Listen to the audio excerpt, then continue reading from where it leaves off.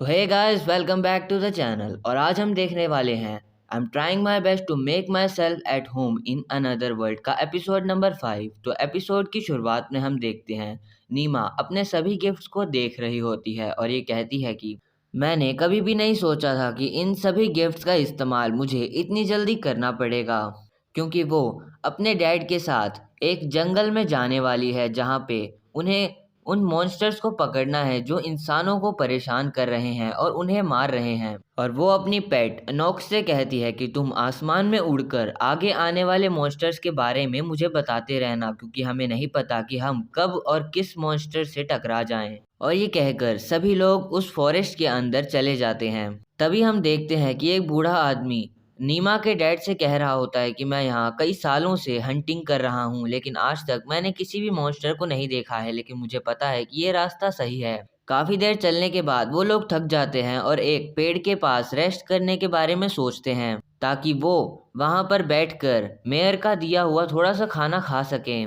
लेकिन तभी उन्हें पेड़ के पीछे से कुछ आवाज आती है। जब वो वहां जाकर देखते हैं तो वो देखते हैं कि वहां एक रैबिट है और वो काफी ज्यादा घायल हो चुका है। नीमा ये देखकर उस रैबिट के पास जाती है, लेकिन वो रैबिट वहां से भाग जाता है और नीमा हैरान हो जाती है कि ये रैबिट मुझसे दूर क्यों जा रहा है। तभी वहां खड़े हुआ एक गार्ड कहता है कि खून की खुशबू सूंघकर मॉन्स्टर्स कभी भी यहाँ आ सकते हैं, हमें यहाँ से चलना चाहिए। लेकिन नीमा उनकी बात नहीं सुनती और उस रैबिट को ढूंढने के लिए अलग से फॉरेस्ट में भाग जाती है। और थोड़ी दूर आने के बाद उसे वो रैबिट मिल जाता है और इस बार वो रैबिट नीमा के पास आ जाता है, जो देखकर नीमा समझ जाती है कि वहां पर काफी सारे लोग थे, शायद इसलिए तुम मेरे पास नहीं आ रहे थे। लेकिन तभी नीमा के ऊपर कोई जाल फेंक देता है और उसे किडनैप करके ले जाता है। वो गार्ड्स नीमा को ढूंढने के लिए वहां आते हैं, लेकिन वहां सिर्फ उन्हें उसकी कैप दिखती है। अब सीन शिफ्ट होता है और हमें फिर से नीमा दिखाई जाती है, जिसे किडनैप करने वाले काफी सारे हैं और वो सारे मॉन्स्टर्स सभी के सभी गॉब्लिन्स हैं। और जब नीमा उन गॉब्लिन से पूछती है कि तुम मुझे किडनैप करके क्यों लेकर आए हो, तो वो गॉब्लिन्स ये सुनकर उदास हो जाते हैं। लेकिन उनका उदास हुआ चेहरा नीमा को काफ़ी ज़्यादा क्यूट लगता है और वो कहती है कि ये तो सभी लोग काफ़ी ज़्यादा क्यूट हैं। इतने में ही दो गॉब्लिन्स नीमा को उठाकर कहीं और किसी जगह पर लेके जाने लगते हैं और फिर से सीन चेंज हो जाता है और अब हमें दिखता है कि नीमा के डैड को पता चल चुका है कि नीमा को किडनैप करने वाले और कोई नहीं बल्कि गॉब्लिन्स हैं। अब हमें फिर से नीमा दिखाई जाती है, जिसे वो गॉब्लिन्स एक गुफा में लेकर आते हैं, जहां वो देखती है कि उसकी ही एज के दो और बच्चे इन गॉब्लिन्स के द्वारा किडनैप कर लिए गए हैं। और वो उनसे पूछती है कि क्या तुम भी किडनैप हो गए हो, तो वो दोनों कहते हैं कि क्या ये बात ऑब्वियस नहीं है कि हमें भी किडनैप कर लिया है। ये कहकर वो लड़का कहता है कि हम दोनों भाई बहन हैं, मेरा नाम है पीनो और ये है नीनो, और सिर्फ हमें ही नहीं कुछ बड़े लोगों को भी किडनैप कर लिया है और उन्हें कहीं और रखा हुआ है। सुनकर नीमा सोल से पूछती है कि क्या मैं इस जगह पर फायर मैजिक का इस्तेमाल कर सकती हूँ, तो सोल पूछता है कि आखिर तुम्हें फायर मैजिक का इस्तेमाल करना क्यों है। तो नीमा बताती है कि कुछ गॉब्लिन्स ने मुझे किडनैप कर लिया है और एक गुफा में रखा हुआ है, और मैं सोच रही थी कि अगर तुम अपने मैजिक का इस्तेमाल करके इन गॉब्लिन्स को मार सको ताकि मैं यहाँ से भाग सकूं। तो सोल कहता है कि मेरी पावर्स काफ़ी ज़्यादा हैं, अगर इस जगह पर तुमने मैजिक का इस्तेमाल किया तो फिर तुम उस मैजिक को रोक नहीं पाओगी और ये सारी जगह बस ख़त्म हो जाएगी। तो नीमा ये सुनकर कहती है कि फिर तो रहने दो, और अब उन सभी को भूख लगने लग जाती है। तो नीमा कहती है कि जब भी हम कुछ ज़्यादा गहरी सोच में पड़े होते हैं तब हमें बहुत ज़्यादा भूख लगती है, और इसलिए शायद अभी तुम दोनों को भी काफ़ी ज़्यादा भूख लग रही है, इसलिए तुम दोनों यहीं पर वेट करो, मैं बाहर जाकर कुछ खाने का लेकर आती हूँ। लेकिन जैसे ही वो बाहर जाती है एक गॉब्लिन वहीं पर खड़ा होता है और नीमा उस गॉब्लिन से कहती है कि हमें काफ़ी ज़्यादा भूख लग रही है, हमें कुछ खाने के लिए चाहिए। तो वो गॉब्लिन उसे एक ऑरेंज जैसी कुछ चीज़ दे देता है, जिसे खाने के बाद नीमा देखती है कि इसका टेस्ट काफ़ी ज़्यादा कड़वा है।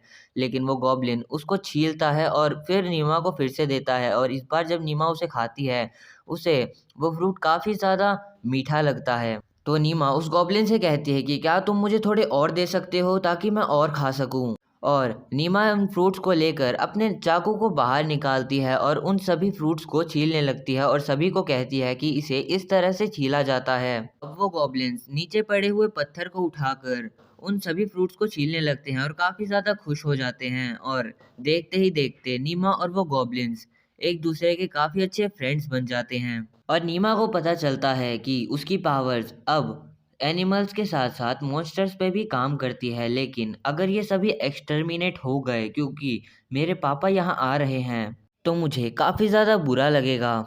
तभी वहाँ एक बड़ा सा गॉब्लिन आ जाता है और वो नीमा से बात भी कर सकता है, लेकिन वो बाकी गॉब्लिन से पूछता है कि एक और ह्यूमन यहाँ क्या कर रहा है, क्या तुम इसे भी किडनैप करके ले आए हो? तो नीमा कहती है कि मेरे पास तुम्हारे लिए क्वेश्चन है, क्या मैं ये समझ सकती हूँ कि तुम इन सभी के लीडर हो? तो वो बड़ा गॉब्लिन कहता है कि हाँ, मैं इन सभी का लीडर हूँ। तो नीमा कहती है कि क्या हम सच में एक दूसरे से बात कर रहे हैं, मुझे तो यकीन ही नहीं हो रहा। तो उनका लीडर नीमा से कहता है कि ये छोटे गॉब्लिन्स सभी बच्चों को इसलिए ले आते हैं क्योंकि इन्हें किडनैप करने में मजा आता है, और ये उन बच्चों को गायब हो गए या फिर गुम हो गए समझकर बचा के यहाँ ले आते हैं। जिसके बाद नीमा ये सुनकर उससे एक और क्वेश्चन पूछती है और कहती है कि तुम यहाँ इंसानों को क्यों मार रहे हो? तो वो गॉब्लिन कहता है कि हमने किसी को नहीं मारा है, सिर्फ ये इंसान हमारे जंगल को काट कर हमें यहाँ जबरदस्ती आने के लिए बुला कर लाए हैं। इन्होंने सभी गॉब्लिन्स को मार दिया है, सिर्फ हम ही बचे हैं और हम यहाँ सिर्फ छुपे हुए हैं। और सिर्फ हम ही नहीं, बाकी सारे मॉन्स्टर्स के साथ भी ऐसा ही हुआ है और हमें यहाँ आने के लिए मजबूर किया गया है। तो नीमा कहती है कि डैड को इस बारे में जानना ज़रूरी है और मैं इन गॉब्लिन के साथ कुछ गलत नहीं होने देना चाहती। और वो गॉब्लिन से पूछती है कि क्या तुम्हें ह्यूमंस के खिलाफ रिवेंज चाहिए? तो गॉब्लिन्स कहते हैं कि हमें कुछ नहीं चाहिए, बस हमें अपने जंगल में वापस जाना है ताकि हम वहाँ शिकार कर सकें और हम जैसे रहते थे हम वैसे रह सकें। तो नीमा उस बड़े से गॉब्लिन को एक प्लान बताती है जिससे वो सभी गॉब्लिन सेफली अपने जंगल में चले जाएं और इससे इंसानों को भी कोई खतरा ना हो। और इस प्लान का चलना काफ़ी ज़्यादा ज़रूरी है क्योंकि मेरे डैड इस टाइम काफ़ी ज़्यादा गुस्से में होंगे और मुझे नहीं पता कि आखिर वो अभी क्या कर दें। क्या पता वो तुम सभी को एक ही सेकंड में ख़त्म कर दें और तुम्हें कहीं जाने का मौका भी ना दें। इसलिए हमें कोई ऐसा प्लान चाहिए जिससे वो हमारी कम से कम बात तो सुन ही लें।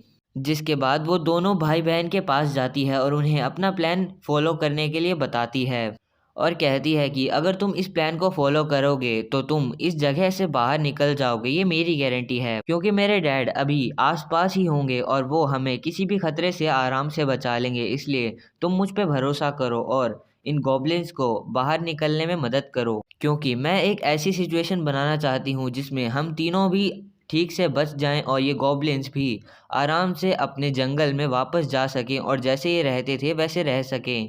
तो नीनो कहता है कि मैं अपनी बड़ी बहन को किसी भी खतरे में नहीं डालना चाहता, लेकिन उसकी बहन कहती है कि मैं जाना चाहती हूँ और अगर इससे नीमा की मदद होती है और हम सब बाहर निकल सकते हैं आराम से तो मैं तुम्हारे प्लान में मदद करूँगी और मुझे इससे कोई भी प्रॉब्लम नहीं है।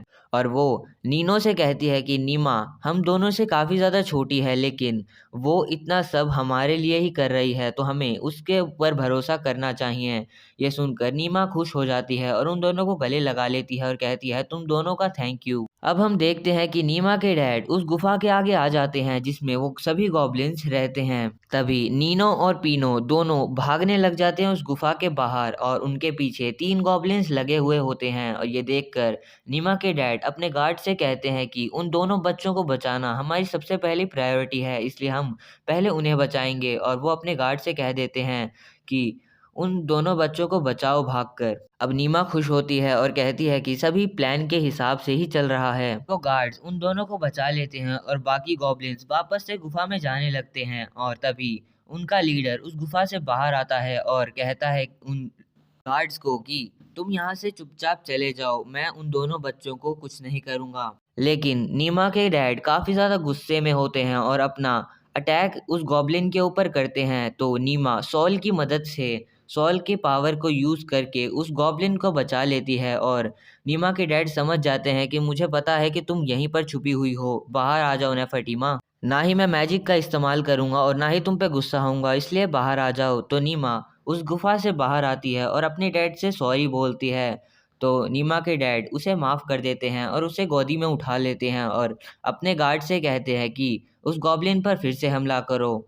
तो वो गार्ड्स उस गॉब्लिन के लीडर पे फिर से हमला करते हैं, लेकिन नीमा सोल के मैजिक से एक बार फिर से उस गॉब्लिन को बचा लेती है और कहती है कि मैं आप लोगों को इसे नहीं मारने दूंगी। इसमें इन गॉब्लिन्स की कोई गलती नहीं है, ये सिर्फ इंसानों के द्वारा यूज किए जा रहे हैं। मेरे पास काफी सारी चीजें हैं जो मुझे आपको बतानी है, तो प्लीज थोड़ी देर के लिए मेरी बात सुनने की कोशिश कीजिए। तभी वहां साइड में खड़ी हुई पीनो कहती है कि तुम्हारे डैड काफी ज्यादा डरावने हैं, और नीमा के डैड भी इस बात को मान जाते हैं कि हम तुम्हारी बात को सुनेंगे। इतने में ही नीमा की पेट नोक्स ऊपर से चिल्लाने लगती है और नीमा समझ जाती है कि कोई खतरा आसपास ही है, और वो जंगल में जब देखती है उसे कुछ लाल लाल आंखें दिखाई देती हैं। तो तभी उसे याद आता है कि उसके डैड ने कहा था कि सिर्फ गॉब्लिन्स ही नहीं, काफी सारे मॉन्स्टर्स उस जंगल में रहते हैं। और वो देखते हैं कि एक बड़ी सी स्पाइडर उन सभी के सामने आ जाती है, जिसे देखकर वो सभी लोग एक बार के लिए डर जाते हैं और नीमा के डैड उसे बचाने लगते हैं।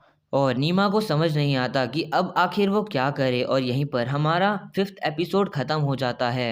उम्मीद करता हूँ कि आज का एपिसोड आपको काफी ज्यादा पसंद आया होगा। अगर पसंद आया तो प्लीज एक लाइक तो कर ही दीजिएगा। तो अब मिलते हैं हम अगले एपिसोड में, तब तक के लिए गुड नाइट।